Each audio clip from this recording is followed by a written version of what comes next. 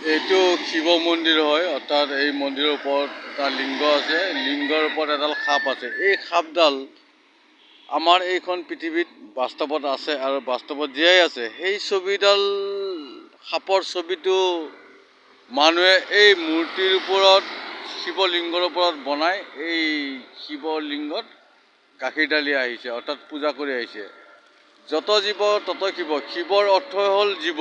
যিমান জীৱ আছে পৃথিৱীত তাকে শিৱ বুলি কোৱা হয়। এতিয়া কথা হ'ল, যদি এই সাপডাল পৃথিৱীত আছে তেতিয়াহ'লে লিংগ আপোনাৰ লগত আছে। অৰ্থাৎ কথা হ'ল, যিমান শাস্ত্ৰ আছে এইখন পৃথিৱীত গোটেই দেহাত আনিব লাগিব।